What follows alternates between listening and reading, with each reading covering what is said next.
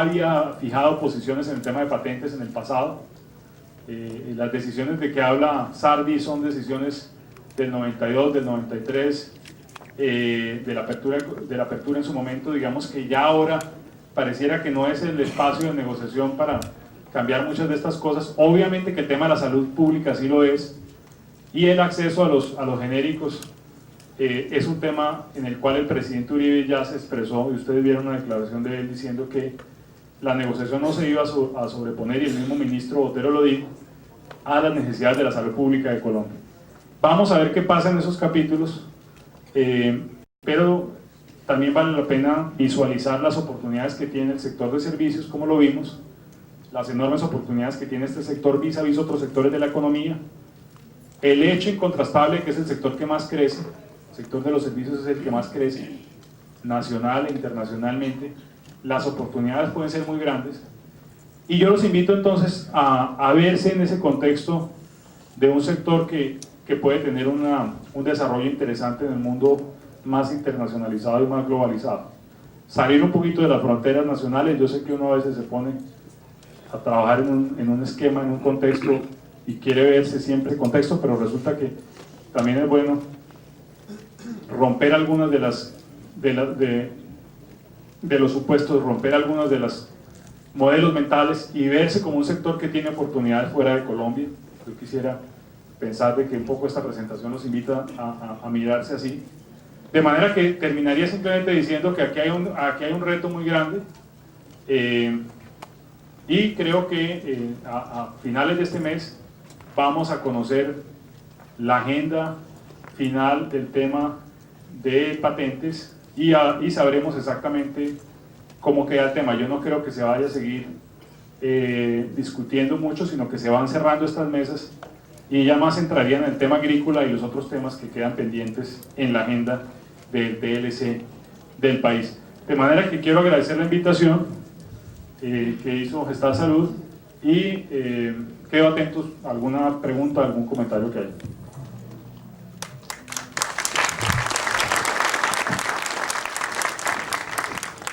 Know-how, el conocimiento que tienen esas empresas, sus capacidades, sí, en efecto, hoy parecieran estar estrechamente ligadas a lo que suceda en el marco del sistema de seguridad social en Colombia, pero claramente sus capacidades empresariales, sus habilidades pueden también servir a otros mercados. El pago sería a acordar, y los costos serían a acordar, pero se pueden buscar otros clientes y atender otros mercados. Yo no vería, digamos, restricción alguna. Obviamente las restricciones, fuera las restricciones que pongan los países sobre la posibilidad de entrar a atender estos mercados, y la posibilidad de participar en esos mercados, cuál sería la forma de participar, si sería con alianzas, si sería directamente, si sería simplemente para atender temporalmente ciertas congestiones en ciertos servicios, etcétera. Es decir, yo diría que habría que mirar y visualizar oportunidades. Ahora, el tema de los medicamentos yo no creo que altere ya mucho lo que ya conocemos, es decir, tal vez la presentación lo dice, y los medicamentos ya vienen operando, es decir, esto no es algo que vaya a operar de cero, sino es algo que ya viene operando de alguna manera, digamos. Ya hay una trayectoria del país en este tema, y el país ha venido absorbiendo y manejando el tema de propiedad intelectual, de manera que no sé si afectaría ya tanto en un momento dado frente a lo que ya conocemos. Sí podría seguir profundizando la tendencia que conocemos. Vimos la tendencia de importaciones de farmacéuticos, no solamente por efectos del tema de propiedad intelectual, sino también por el tema, digamos, de recomposición de las formas de producción de las industrias farmacéuticas. Ustedes saben que se han consolidado en algunos países y han dejado países desatendidos sin manufactura, y todo se hace importado. Es una tendencia, digamos, de reestructuración en esa industria que también está afectando los datos de volúmenes de importación. No solamente es propiedad intelectual, sino que hay unos efectos, digamos, de reestructuración en esa industria. Con relación a la segunda intervención, yo creo que ustedes muy bien lo dicen. Este es un sector que se ha ido consolidando. Las empresas de ustedes han desarrollado otros negocios relacionados. Ustedes han desarrollado un know-how, un conocimiento. Yo me quedo sorprendido cuando hablo aquí con Jaime del número de personas que ustedes ya tienen. Cualquier cifra cercana a los 5 millones es una revolución en Colombia, es una revolución en cuanto a la importancia de este sector y la importancia del esfuerzo y las empresas que ustedes desarrollan. Por eso mi invitación es a pensarse como empresas, independientemente de su origen, si es solidario, si no es solidario, a pensarse como empresas, como entidades comerciales y de servicio, con una visión genuinamente empresarial, en el marco de la economía solidaria, en el marco que sea, pero de alguna manera a pensarse como empresas que tienen enormes oportunidades de crecimiento y desarrollo. Mi invitación es a pensarse empresarialmente, no a pensarse dependientemente del Estado, de esto y de aquello, y exclusivamente ceñidos a lo que eventualmente, residualmente queda en el mercado colombiano, sino por el contrario, a pensarse empresarialmente y a visualizarse como empresas que pueden ser muy vigorosas. Si en 10 años han llegado a tener 5 millones, pues yo me pongo a pensar que en los próximos 20 años van a tener 15 o más millones de usuarios. ¿Dónde están esos millones de usuarios? Probablemente no todos están en Colombia. Por eso es que yo quiero insistir en que ustedes tienen que repensarse. El marco del TLC puede ser una oportunidad para hacerlo, no tiene que ser solamente por el TLC que se va a hacer eso, porque si uno está pensando en llegar a Panamá, pues probablemente no necesita el TLC para eso, simplemente necesita las ganas de buscar un espacio para que con el know-how de ustedes, con las capacidades de ustedes, con la visión empresarial de ustedes, en alianza o solos o como sea, lleguen a esos mercados, porque de pronto su know-how sea superior al que puedan tener otras empresas y sus costos sean menores en un momento dado por sus capacidades y sus habilidades y por el valor mínimo del sector salud en Colombia, las capacidades de los médicos y los profesionales de la salud en Colombia, que son conocidas y son bien conocidas. De manera que esa es mi invitación. Eso es. Ahora, yo no estoy muy metido en la negociación. Yo aquí, digamos, participo un poco agitando una discusión, poniéndome, si se quiere, abogado del diablo. No tengo ningún interés, ni estoy metido en el proceso de negociación, no voy, no participo, no he ido a ninguna ronda. A ninguna ronda, estuve sí en la presentación que hizo Hernando Gómez aquí, en el marco de la Asamblea de la ANI. Pero digamos, tal vez con los elementos que les he dado, de alguna manera veo como una realidad este proceso. Cuando yo escucho hablar al ministro, cuando yo escucho hablar al presidente, cuando yo veo un poco el contexto político en el que se da esta negociación, yo veo que Colombia va adelante en esto, que el presidente Uribe no tiene duda en su mente alguna de que él quiere ese acuerdo de libre comercio, lo quiere este año, es una realidad incontrastable, y que las piezas que no se acomodan en esa cosmovisión se van a hacer acomodar en el curso de los próximos 2 o 3 meses. Es decir, que esto ya casi está armado y viene un cierre de negociación que va a ser rápido, pero obviamente donde hay capítulos muy importantes, y estoy seguro pues que algunas cosas adicionales se pueden discutir y se pueden introducir. Yo sí más bien recomendaría que las voceros de ustedes, quienes lo representen, hagan valer algunas visiones en el marco de ese proceso, porque todavía no se ha cerrado, ya hay un espacio de negociación interesante y yo estoy seguro que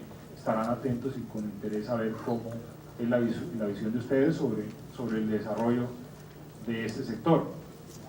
Yo diría que un poco esa es una visión, no sé si es una visión demasiado optimista, de pronto peque de ingenua, no creo que más o menos va a estar en este contexto lo que he mencionado, pero por supuesto que estaremos atentos al desenvolvimiento de este sector, que me parece un sector muy importante. En Colombia ha habido una discusión, y esto no es nuevo para nadie, una discusión sobre las ARS, y hay como una desinformación de este sector. Este es un sector que no está bien dibujado ni está bien perfilado en la mentalidad del ciudadano común en Colombia. Yo creo que hay que ayudar a que visualicen las fortalezas de las empresas que ustedes han liderado y que visualicen las oportunidades que tiene, que se entienda mejor el papel histórico que ha jugado, que juega, que puede jugar, y que de alguna manera también se le deje un espacio para su consolidación y su fortalecimiento, y se pueda seguir dando ese fortalecimiento, que obviamente que no se le encasillen ni se le generen, digamos, digamos, estereotipos a este sector, sino que se ayude a entender el proceso de consolidación y de avance institucional que lleva el sector. Me parece supremamente importante. Yo creo que las ARS han sufrido en los últimos meses en Colombia. Y quiero mencionar eso, han sufrido en la opinión pública bastante. De manera que hay que reivindicar, sobre todo estas empresas de orientación solidaria, hay que reivindicar algunos de sus logros y también su potencial, su vocación de servicio. Y yo creo que hay que visualizar su papel en el contexto del país, primero que todo, y después otras oportunidades que puedan aparecer.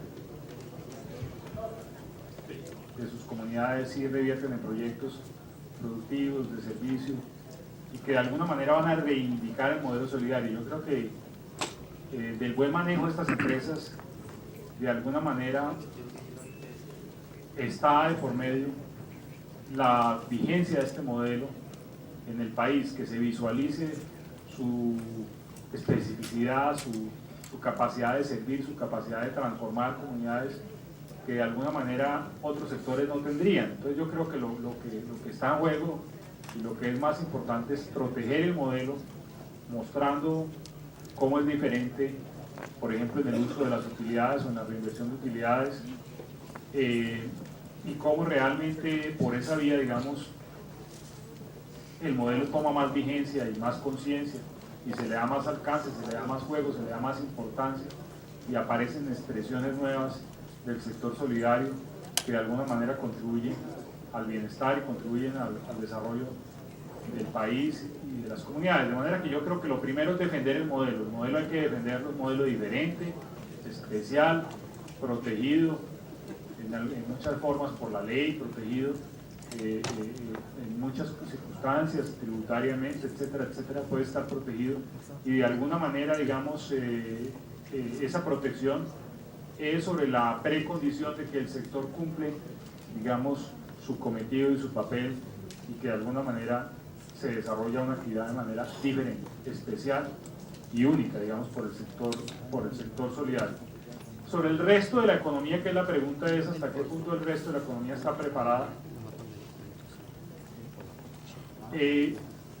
Yo creo que el país está preparado, es decir, Colombia, digamos, exporta hoy y ha crecido en exportaciones. Colombia tiene, digamos, un ambiente competitivo muy importante, de manera que de alguna manera, digamos, la economía colombiana, yo creo que puede prepararse para competir, y de alguna manera tampoco visualizo el fin apocalíptico de que nos vamos a inundar de importaciones, por una sencilla razón, y es que los países no importan lo que no exportan. Es decir, un país como Colombia siempre podrá importar fundamentalmente lo que exporta, es decir, no va a haber inundaciones de importaciones, porque para pagar esas importaciones tenemos que exportar. Es cierto que por algunos años podemos vivir con las reservas y vivir a expensas de las reservas internacionales, pero ese juego no duraría mucho. En cambio, digamos, lo que suele ocurrir en las economías es una gran correlación entre exportaciones e importaciones. Colombia va a importar lo que más o menos pueda exportar. Es realmente, digamos, el país va a poder importar lo que pueda exportar. Y si exporta mucho, pues importará mucho. Y eso generará un circuito de ahorro, inversión y de crecimiento de la economía, que en el fondo será saludable para el crecimiento de empresas. Un sector con bienes típicamente no transables, como es el sector de servicios, porque aunque vimos que tiene comercio internacional, este es un sector típicamente no transable, tiene una protección mayor que otros sectores. Es decir, este sector podría ser más beneficiado en términos de protección que otros sectores que de pronto tendrían más competencia. Eso llevaría a que este sector podría beneficiarse indirectamente, digamos, de las condiciones de crecimiento de la economía, y no perjudicarse tanto con la llegada de nuevos competidores. No visualizo unos nuevos competidores llegando al sector, a este sector, sino por vías indirectas, alianzas, etcétera, pero no grandes competidores nuevos haciéndose el mercado, pero por el contrario, el sector beneficiándose de un crecimiento neto de la economía colombiana.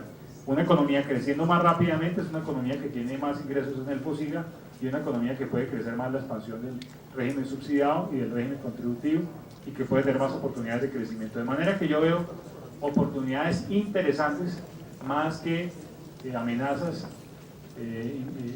Obviamente no conozco los intrínculos del tema de propiedad intelectual, quisiera ver si puede haber sorpresas o cosas raras. Hasta donde yo capto en las discusiones no habría grandes cambios. El tema de la propiedad intelectual, para discutirlo aquí, que no lo hice en la presentación, es un tema importante. Resulta que sí, en efecto Estados Unidos se ha metido a fondo en el tema de propiedad intelectual, porque en la medida en que sus industrias son más industrias de conocimiento, pues obviamente les interesa proteger esa creación intelectual. Es decir, ellos saben que si no hay una relación, digamos, de equilibrio en el tema de propiedad intelectual, no habrá los incentivos a nivel internacional para el progreso de la ciencia y la tecnología. Es decir, un poquito de la protección de la propiedad intelectual de alguna manera es una cláusula necesaria para que siga profundizándose el crecimiento de ciencia y tecnología a nivel mundial. Es como un incentivo para que haya investigación y desarrollo, para que haya investigación básica, para que haya experimentación, innovación. Es decir, de alguna manera la prosperidad de la economía mundial está afincada sobre la base de un mayor crecimiento, mayor inversión, nuevos negocios, y obviamente la propiedad intelectual juega un papel allí. Es decir, no es una consideración necesariamente para lacerar los países en desarrollo, no, es también parte de las reglas de reacomodamiento de la economía global.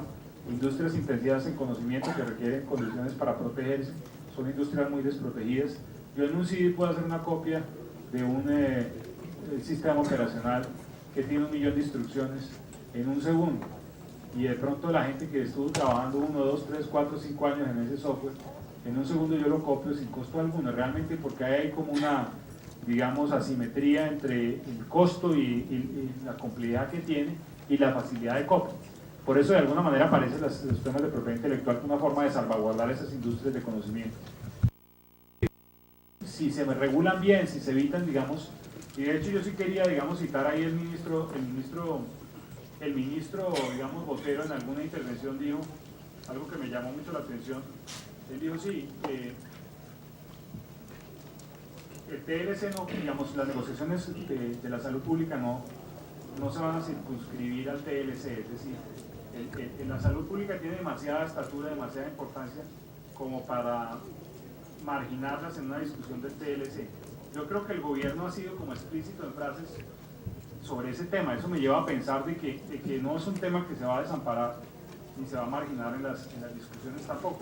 La frase exacta del ministro, pues tal vez no la tengo a la mano en este momento, pero me parece que es relevante porque es una fijada de postura del gobierno sobre el tema de salud pública, que me pareció importante que el ministro Botero hubiera hecho esto. Dice así, es una nota del 8 de febrero, básicamente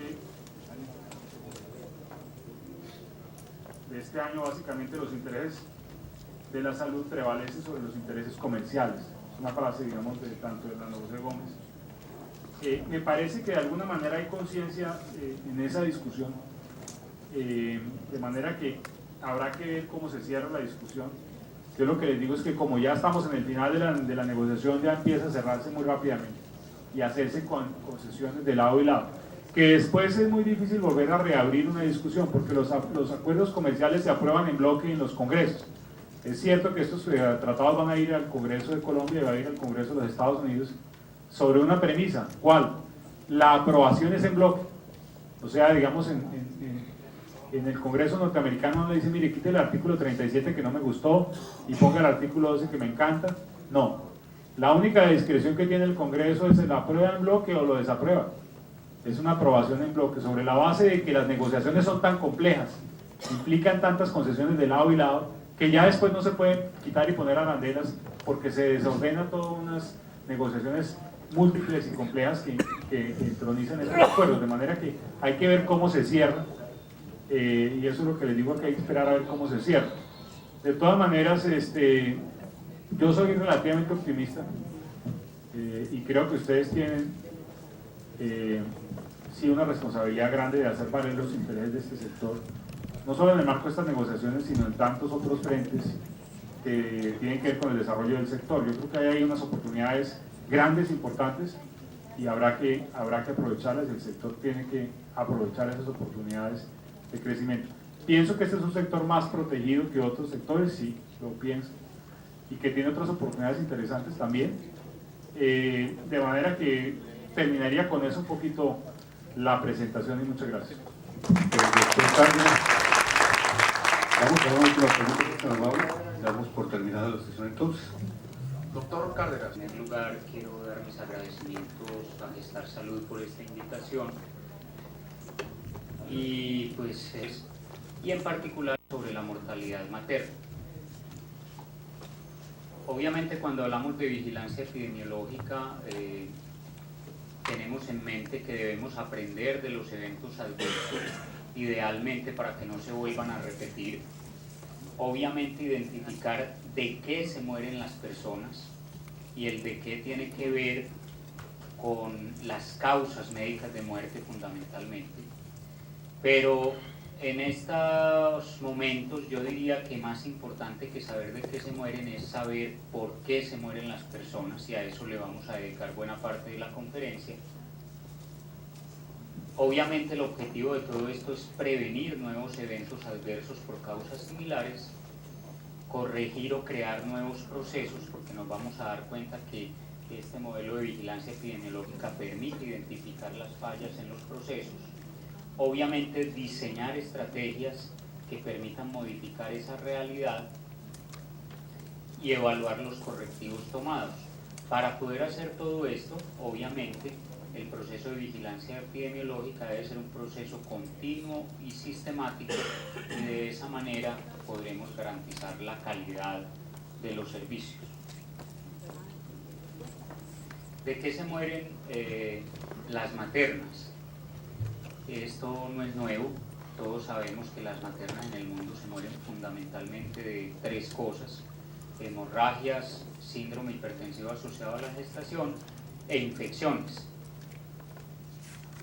Yo les traigo acá un dato del departamento de Antioquia, donde estamos llevando a cabo la vigilancia epidemiológica hace 2 años de manera muy concienzuda, y podemos identificar que nuestras maternas se están muriendo fundamentalmente de hemorragia y en segundo lugar de síndrome hipertensivo.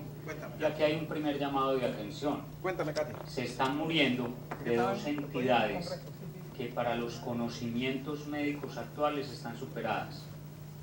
El problema de la hemorragia, con una intervención a tiempo, con disponibilidad de hemoderivados y de cirugía oportuna, llevaría a que ninguna mujer se muriera por esta causa. Y el síndrome hipertensivo, a pesar de que no conocemos la causa, sí sabemos que terminar la gestación en el momento oportuno es la cura de la enfermedad, y tampoco deberían morir madres por esta situación. Sin embargo, esta es nuestra realidad. Las infecciones no son tan preponderantes, y esto podría decirse en este momento que es debido al uso de ciertos medicamentos para la inducción del aborto, que han disminuido la instrumentación del canal vaginal y del útero, y por consiguiente han disminuido la sepsis por esta causa. Esto es muy importante, sobre todo para los médicos, y los médicos nos quedamos frecuentemente discutiendo la fisiopatología de la hemorragia, la fisiopatología de la preeclampsia, y no es que eso no sea importante, sí, eso es importante, pero no es definitivamente el corazón del asunto.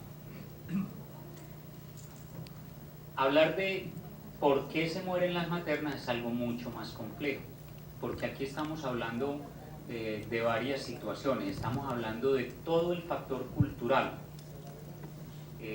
cuándo decide buscar ayuda la paciente, por qué no busca ayuda, por qué las maternas muchas veces no acuden al control prenatal y no acuden a la atención del parto institucional. Estamos hablando también de la calidad de los servicios que estamos prestando. Y este por qué creo yo que es la parte central si definitivamente queremos enfrentar el reto de disminuir la mortalidad materna en el país. Para poder hablar entonces de por qué se mueren las mujeres, vamos a hablar del modelo de la ruta de la vida. El modelo de la ruta de la vida es un modelo de análisis de la mortalidad materna que intenta dar cuenta de todos esos aspectos que tienen que ver con la muerte en sí misma. Me refiero fundamentalmente a lo que tiene que ver con la comunidad, lo que tiene que ver con las vías de comunicación y lo que tiene que ver con el proceso y la calidad de la atención. Entonces, en el modelo de la ruta de la vida hablamos de 3 demoras o retrasos. La primera demora está caracterizada por demora en la toma de decisión de buscar ayuda. Las familias o la mujer a veces se demoran en buscar ayuda y eso está mediado por infinidad de situaciones. Primero, por la habilidad de la mujer y su familia para reconocer que se está ante una situación de peligro y buscar ayuda. Pero también hay que saber dónde acudir en un momento determinado. La percepción de los servicios de salud es una parte fundamental. Muchas familias o muchas mujeres no asisten a los hospitales simplemente porque tienen una percepción inadecuada del servicio que se presta en esos hospitales. Y no crean que es algo poco frecuente, es muy común.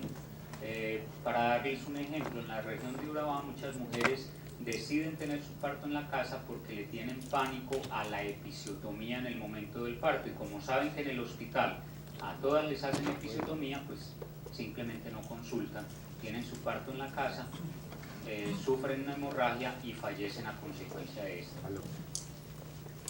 Pero indudablemente también hay factores culturales que hay que estudiar y entender, y ahora les voy a mostrar cómo enlazamos estos factores culturales con ciertas acciones. En muchas comunidades el estoicismo, el que la mujer, digamos, sufra para dar a luz es bien visto, y eso puede retardar la toma de decisión de consultar. Obviamente la autonomía de la mujer también es muy importante, y en muchas de nuestras poblaciones la mujer no es autónoma para tomar decisiones, depende del compañero o del marido para hacerlo, y esto puede retardar en un momento dado la consulta. La distancia en los servicios, obviamente cuando uno vive en área rural a varias horas de la cabecera municipal, eso lo pone a pensar a uno si consultar o no consultar, eso es indudable. Además, la disponibilidad y la oportunidad del transporte y los costos del mismo son también un factor preponderante. No se nos puede olvidar que estamos en un país con bastante inseguridad, principalmente en las áreas rurales, y que muchas comunidades, por ejemplo en Antioquia, que es el caso que más conozco, veredas que tenían 3 o 4 carros que iban y venían en el día, ahora se han limitado a un carro a la semana por razones de seguridad. Entonces eso indudablemente pone un freno a la decisión de consultar en un momento dado.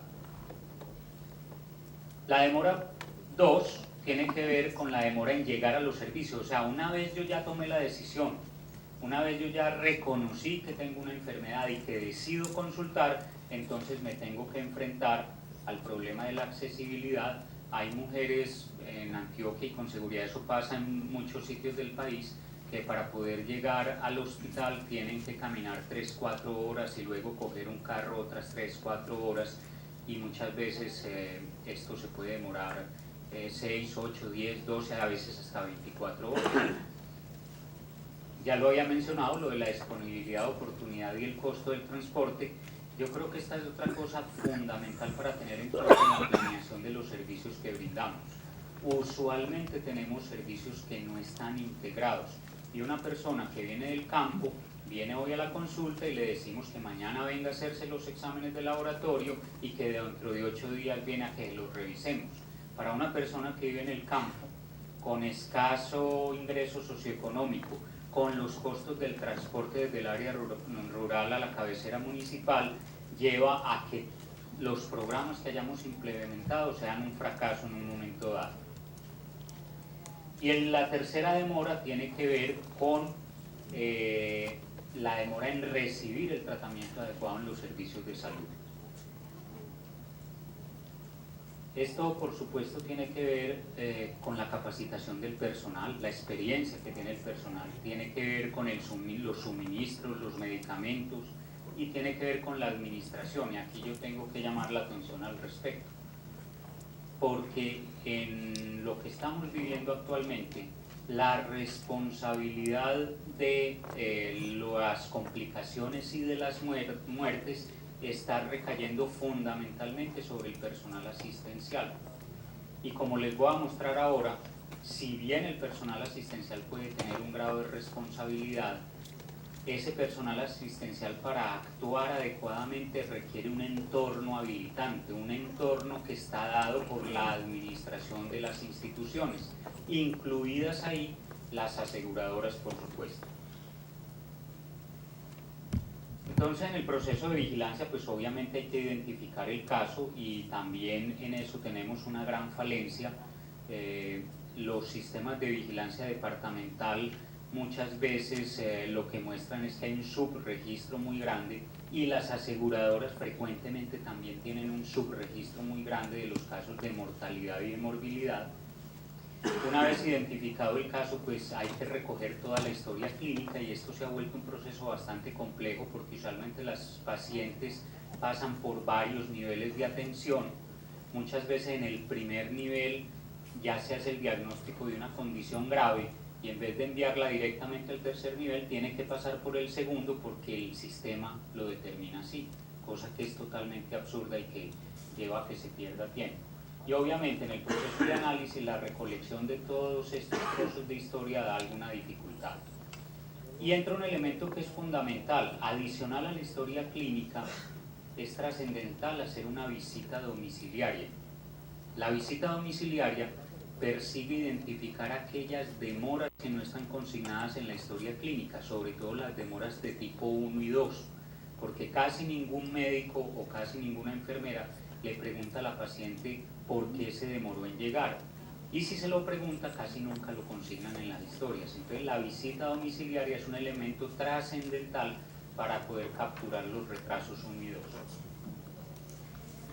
Una vez tenemos toda esta información, lo que sigue es hacer una reunión del Comité de Vigilancia Epidemiológica, comité que en la experiencia que nosotros tenemos debe contar con ginecobstetras, debe contar con un epidemiólogo, y frecuentemente tiene que contar con expertos, porque muchas de estas pacientes terminan en cuidados intensivos con manejos muy complejos, y es necesario el concurso, por ejemplo, del intensivista o del neurólogo o del cardiólogo para poder dilucidar qué fue lo que ocurrió. Ese comité lo que hace es identificar todos aquellos factores que de una u otra manera influyeron en el resultado adverso, y hace una lista de factores. No necesariamente son factores causales. Hay factores que no causaron directamente la muerte, pero que contribuyeron a que se generaran demoras y problemas en la atención. Una vez identificados esos factores determinantes, los ubicamos por áreas y sectores. Ya les voy a mostrar una diapositiva donde queda bien representado esto, y se establece la evitabilidad. Realmente no se dice evitabilidad, en el diccionario de la Real Academia se dice evitación, pero suena bastante extraño y decidimos continuar hablando de evitabilidad. Esto consiste simplemente en hacer un juicio con todos los elementos en la mano y decir si esa paciente recibió un tratamiento óptimo o no recibió un tratamiento óptimo. Si la paciente recibió el tratamiento óptimo y se murió, pues esa muerte no era evitable. Pero lo que vemos normalmente es que la mayoría de las pacientes reciben cuidados subóptimos, y por consiguiente la mayoría de las muertes son catalogadas como evitables. Estos datos, que son de Antioquia en el 2004, muestran como el 85% de las muertes eran evitables. Y yo creo que este concepto es trascendental, porque esto nos dice, bueno, algo estamos haciendo mal, porque si estas muertes son evitables, pues no se deberían haber presentado. Mire que las muertes inevitables son muy poquitas, son solo el 9% de todos los casos ocurridos el año pasado. Y cuando les hablo de las áreas y los sectores, esos factores determinantes que hemos listado, yo los ubico en la comunidad o en el sector salud o en otros sectores, y además califico si el problema es de actitud, si el problema es de recursos o si el problema es de habilidades. Y esto es muy importante para poder diseñar posteriormente un plan de mejoras que sea coherente, porque no es lo mismo tener un problema de actitud que tener un problema de habilidad. Probablemente si el problema es de habilidad, yo lo resuelva con capacitación, pero si el problema es de actitud, es mucho más complejo y hay que buscar otras estrategias. En teoría, con nuestro actual sistema de salud, lo de los recursos podemos decir que debe ser poco frecuente. Sin embargo, vamos a ver que el problema se presenta. Entonces, obviamente, todo esto nos lleva a la realización de un plan de mejoramiento que debe ir acompañado de su plan de acción, con tiempos específicos, actividades específicas y responsables específicos. Y el círculo se debe cerrar con verificar el cumplimiento de los planes de mejora, porque frecuentemente hacemos la vigilancia, llegamos hasta elaborar un plan de mejoramiento y nadie le hace seguimiento. Y eso nos lleva a esta situación. Vigilancia en el país se ha hecho, yo diría, mal que bien se ha hecho siempre. ¿Cuál ha sido el problema? Y que es más evidente en los actuales momentos, que hay una disociación entre la vigilancia y la administración. Es una paradoja, pero cuando uno tiene un negocio de lo que ustedes quieran, usted produce carros o botas o vestidos, buena parte de sus recursos se van en investigar sobre su producto, en mejorar su producto, en volver su producto más competitivo para poder sobrevivir en este mundo de competencia. Entonces el que produce carros indudablemente está invirtiendo buena parte de sus recursos en saber si su carro sí es bueno, en mejorar la línea del carro, en agregarle aditamentos que permitan que ese carro se venda más y obviamente en bajar el costo. Sin embargo, en el sector salud se nos olvidó eso hace un buen rato, pues pensamos que el corazón del negocio de la salud es el manejo financiero. Y entonces, se hace el comité de vigilancia, se hace la vigilancia, sabemos de qué nos morimos, sabemos por qué nos morimos, pero no se toman las decisiones y por consiguiente el panorama no cambia. Y por eso nos hemos vuelto reiterativos y hasta cansones de estar hablando siempre de lo mismo. Lo hemos vivido en carne propia. Nosotros tenemos muy bien identificados todos los factores en Antioquia, tenemos las propuestas, pero hay una disociación enorme y siempre en los comités donde se discuten estos temas, pues las cabezas visibles de la administración mandan al personal técnico. Y sí, entre personal técnico discutimos, todos estamos de acuerdo en qué es lo que hay que hacer, pero si no está el que toma las decisiones, la cosa no va a cambiar. Entonces, si realmente asumimos que el negocio de la salud es precisamente ese, la salud, y asumimos que el manejo financiero es una cosa conexa al negocio, pero no es el corazón del negocio, eso nos debería llevar a que esta vigilancia se traduzca en acciones efectivas que vayan a atacar todos estos factores determinantes identificados. Para que ustedes se lleven una idea, y yo sé que aquí hay muchas personas que administran o trabajan con el régimen subsidiado, cuando analizamos las demoras 1, 2 y 3 por régimen de seguridad social, encontramos que el régimen contributivo de las pacientes que fallecieron en Antioquia en el 2004, el 100% tuvo problemas de demora 3, o sea, problemas de calidad de la atención. Pero fíjese que no hubo demoras de tipo 2, y es lógico. La gente que pertenece al contributivo usualmente o tiene trabajo o es beneficiaria de alguien que tiene trabajo, usualmente está ubicado en una ciudad capital y por consiguiente no tiene problemas de transporte o de orden público para acceder a los servicios. El retraso 1, que es la falta de decisión, el no reconocer que se está enfermo y por consiguiente no tomar la decisión de consultar, también es muy bajito. Pero cuando miramos las pacientes del subsidiado, miren el retraso 1 que empieza a ser muy importante y la cosa se repite con las vinculadas o las pacientes pobres no aseguradas, como las quieran llamar. Y obviamente el retraso 2 también empieza a ser importante porque mucha de esta población vive en el área rural, en sitios alejados de difícil acceso. Entonces esto ya nos va dando un panorama. Definitivamente las personas que trabajan con el régimen subsidiado tienen que pensar en términos de demora.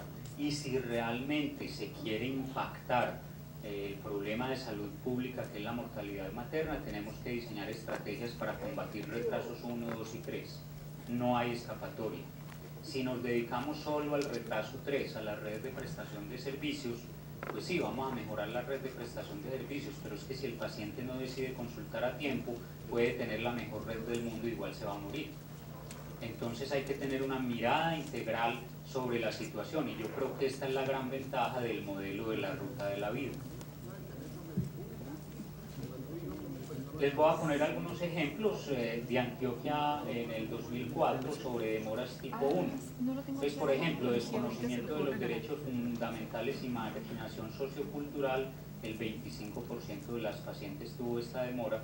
Desconocimiento, subvaloración de los riesgos de la gestación y el parto, 33%. Y yo creo que esto le va apuntando a una cosa. Los programas de PIP, ¿qué impacto están teniendo? Nunca antes en Colombia se había hablado tanto de promoción y prevención, y todos estamos convencidos que la promoción y prevención es muy importante, pero también pienso yo ahora que nunca antes se había dilapidado tantos recursos haciendo actividades que no conducen a ningún lado. Ahora les voy a mostrar de pronto por qué y les voy a dar alguna idea de solución. Falta de reconocimiento de los signos de alarma. Pacientes que sí hicieron control prenatal, pacientes que no recibieron la educación pertinente, o que si la recibieron no la entendieron, y ahí hay un problema que es crucial, y es el problema de la comunicación. Como buenos colombianos nos llenamos de formulismos, y entonces en todas las historias aparece de manera explícita si se le dio o no se le dio instrucciones a la paciente sobre signos y síntomas de alarma, y con eso nos quedamos contentos. Pero es que el problema de comunicación es mucho más complejo que yo explicarle a una mujer cuáles son los signos y síntomas de alarma. La pregunta sería, ¿la paciente me entendió? Y esa pregunta usualmente la olvidamos y pensamos que simplemente con llenar el formulario de que dimos esa instrucción, ya con eso salvamos nuestra responsabilidad. Actitudes negativas hacia la planificación familiar, esto es cultural. Lo que hemos llamado nosotros acá relaciones de poder, el marido que no deja planificar a la señora, el marido que le impone a la señora que tiene que tener hijos, porque una mujer casada no tiene que estar planificando. Eso es un problema cultural, indudablemente que sí, y es un problema que expone a las mujeres a más embarazos, y a más embarazos mayor riesgo de morir. Pero entonces ese también es un problema nuestro como sector salud. Dificultades económicas, en eso creo que no hay necesidad de decir nada, pero mire, 66%. Retraso en la decisión de consultar, simplemente la gente no sabe por qué se demoró. La demora 2, que tiene que ver con el transporte y el problema de orden público. Hay muchos sitios del país donde el transporte es fluvial, y el transporte fluvial es costosísimo, ¿sí? Entonces, para una mujer salir de una vereda implica un esfuerzo económico gigantesco. O muchas veredas de Colombia, pues también es bastante difícil salir. Falta de presencia del Estado por falta de infraestructura vial, de transporte o telecomunicaciones, porque no necesariamente hay que construir vías para llegar a todas partes, pero si hay otros mecanismos ágiles, por ejemplo, de poder llamar y decir aquí hay una emergencia y poder desplazar a alguien allá, sería una posibilidad. O estrategias, por ejemplo, como las redes sociales de apoyo o las casas de paso para maternas pueden ser efectivas en estos casos.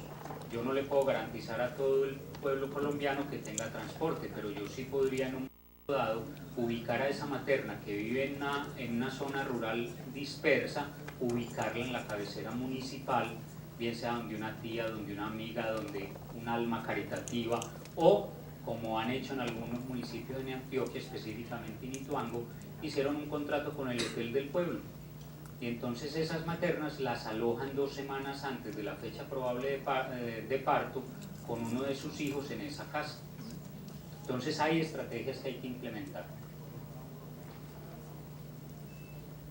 Y la demora 3 les voy a mostrar todo lo que implica la demora 3. Recuerden que tanto las pacientes del contributivo, las vinculadas y las subsidiadas, el retraso 3 es preponderante, es un factor muy importante. Y miren ustedes, conductas inoportunas o inadecuadas.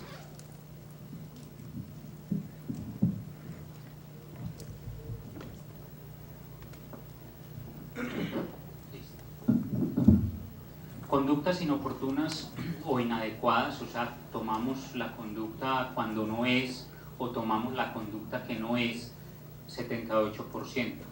Falta de protocolos de atención o no seguimiento de los mismos también es un problema, entre otras, porque en la habilitación dice, bueno, usted tiene protocolos, así aquí están los protocolos, pero volvemos a lo mismo.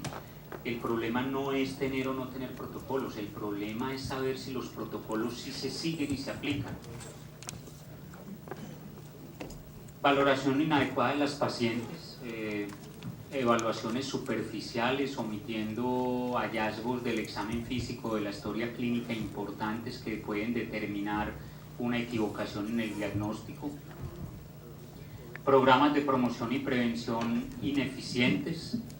Barreras administrativas para el acceso al nivel adecuado. Yo creo que esto también toca pues con la parte administrativa. Y yo ahora los voy a invitar a una reflexión ética, porque pues uno siempre había pensado que los sistemas se desarrollan por seres humanos para servirle a los seres humanos. Y yo creo que estamos un poquito al revés. Nosotros como individuos de carne y hueso le tenemos que demostrar al sistema que estamos afiliados. Nosotros tenemos que demostrarle al sistema que no estamos multiafiliados.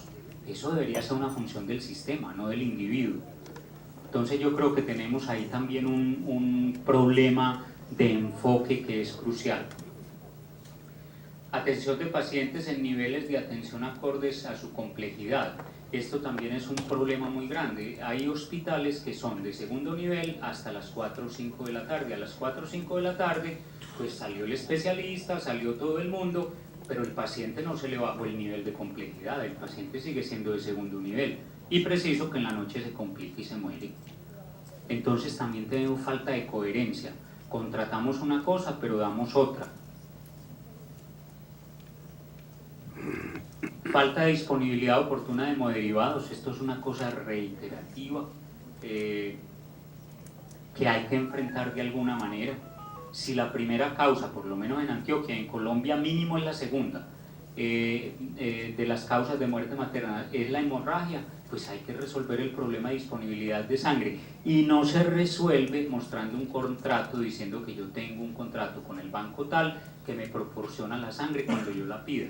Usted sí la pide, y en una ciudad importante con buenas vías de comunicación se le demora entre 30 y 45 minutos en llegar, pero los protocolos internacionales dicen que cuando una mujer está sangrando, la primera unidad de sangre debe estar pasando por tardar a los 20 minutos del ingreso. Entonces también los invito a que pensemos en la coherencia.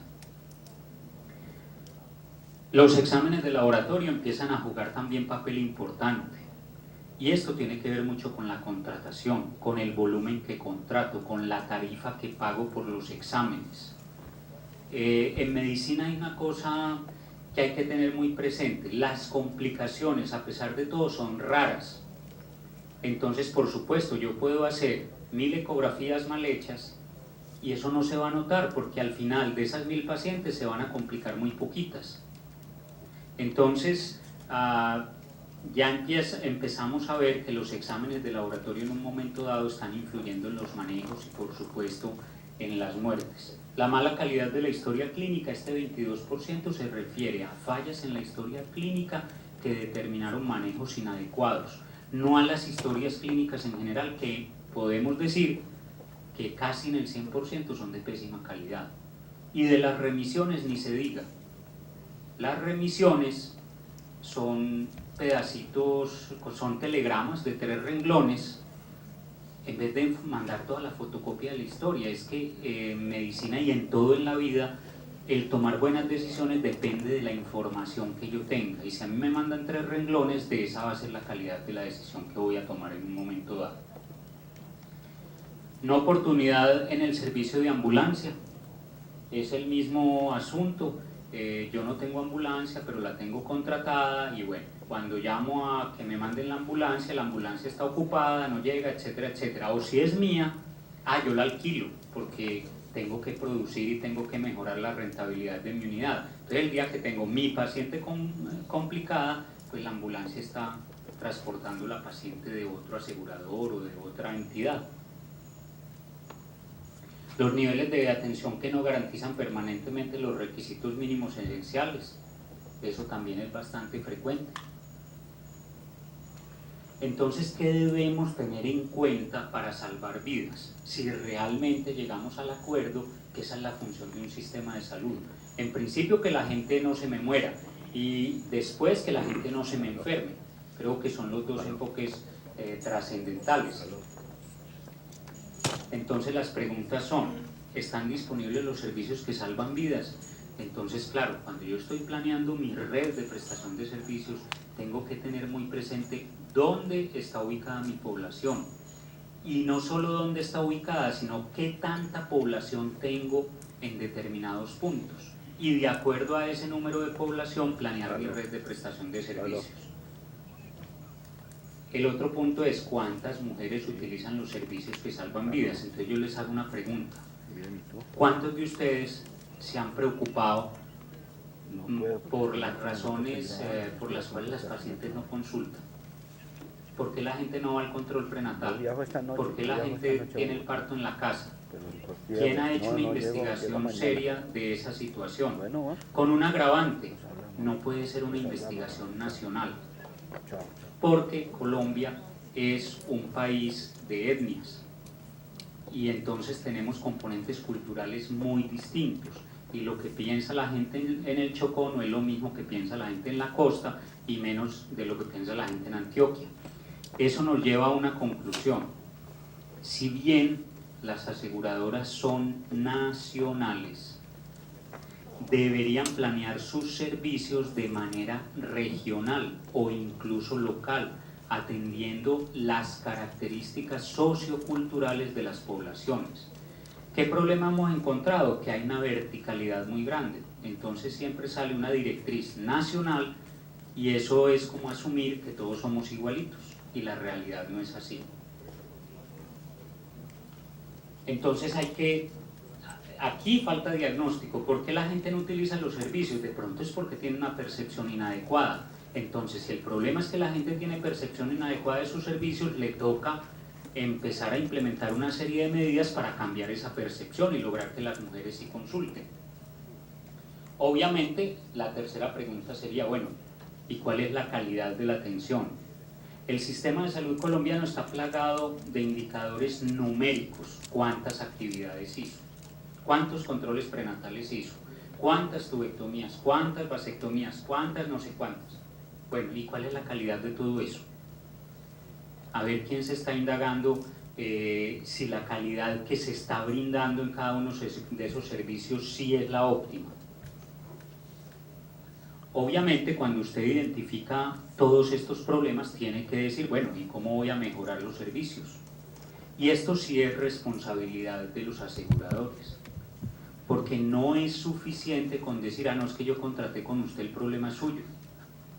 El problema de la calidad del servicio que se brinda es responsabilidad, obviamente, de la IPS, que es la que está prestando el servicio directamente, pero también es responsabilidad del asegurador. En ese aspecto, el asegurador tiene, digamos, una función trascendental para garantizar que las cosas sí se hagan como se deben hacer. ¿Cómo se puede mejorar la utilización de los servicios por parte de la comunidad? Claro, si yo tengo una población muy alejada, no hay vías de comunicación, pues yo tengo que empezar a pensar cómo le llevo salud a esa gente para mejorar este punto de que la gente sí utilice el servicio. Entonces es probable que me toque montar un centro de salud en un sitio alejadísimo. ¿Eso es función de las aseguradoras? Por supuesto que sí.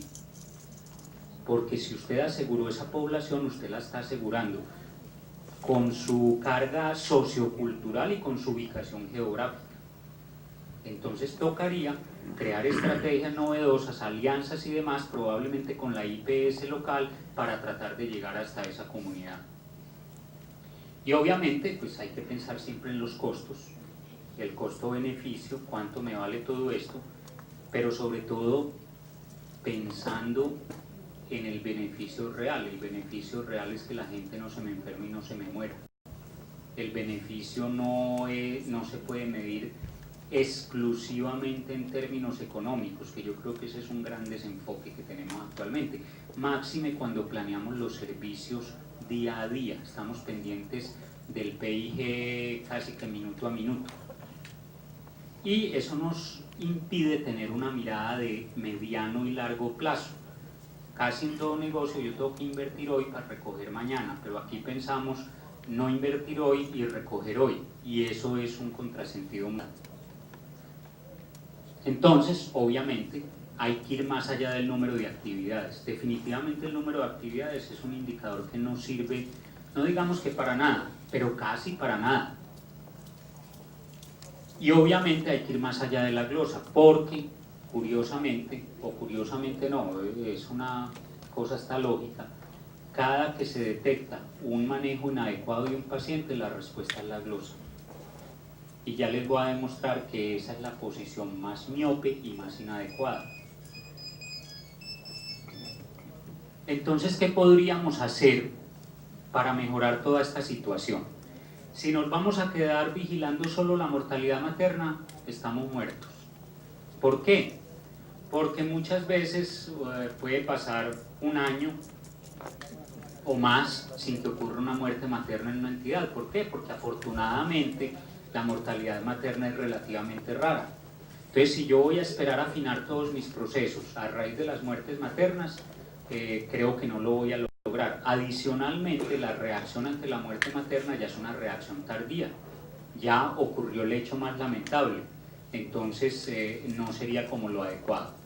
Pero ustedes sí podrían hacer algo, que es vigilar la morbilidad severa. No solo la materna, podrían vigilar toda la morbilidad severa. Si ustedes le aplican este modelo de análisis, bien sea a la muerte perinatal o a cualquier tipo de morbilidad severa, les aseguro que se van a encontrar todos esos mismos factores que ya les mencioné, la demora 1, la demora 2 y la demora 3. Si ustedes logran intervenir esos factores, les aseguro que el lucro económico, si lo quieren mirar solo por ahí, va a ser incalculable, porque ya es voz populi también de lo que cuestan las complicaciones al año para una entidad aseguradora. Entonces hay que empezar a mirar ese aspecto. ¿Se puede vigilar la mortalidad perinatal? Claro, como la mortalidad perinatal es mucho más frecuente que la mortalidad materna y comparten casi los mismos elementos, usted podría prevenir mortalidad materna vigilando la mortalidad perinatal. Entonces le da, digamos que le pega con el mismo tiro a dos pájaros. O también podría usted implementar evaluaciones al azar, porque el hecho de que un paciente haya salido vivo y aliviado no quiere decir que fue bien atendido. Entonces usted podría implementar estrategias para vigilar la red de prestación de servicios, llegando a un hospital y cogiendo al azar unas cuantas historias y analizando no el número de actividades, sino la coherencia. Si usted hizo un diagnóstico que esta paciente era de alto riesgo, ¿cómo intervino el riesgo? Eso es lo importante. Porque uno se encuentra historias lamentables donde desde el ingreso dice paciente de alto riesgo y se muere de alto riesgo. Y va a ver uno qué acción efectiva se tomó para modificar el riesgo y no se tomó ninguna. Entonces nos estamos quedando cortos en este aspecto. Una cosa que sería interesante evaluar es la tasa de letalidad. O sea, de las pacientes complicadas que usted atiende, ¿cuántas se le mueren? Eso es un indicador directo de la calidad de los servicios que usted está brindando. De 100 complicaciones no se le debe morir más del 1%. Entonces, obviamente hay que empezar a levantar este tipo de indicadores que van más allá del contar actividades. Por ejemplo, para evaluar su red, ¿qué tan buena es su red? es que mi red no es buena porque tengo contratados tantos de primero, tantos de segundo y tantos de tercero, que es lo que normalmente pensamos. No, mi red es buena si el tiempo de respuesta es adecuado. Desde que la paciente consulta por una complicación, ¿cuánto se demoró para recibir el tratamiento que necesitaba? Si consulta por hemorragia, ¿cuánto se demoró para que le hicieran o la cirugía o la transfundieran? Si ustedes implementan esto, van a poder detectar problemas serios en la red y, por supuesto, tratar de implementar estrategias y medidas para optimizar estos tiempos. Y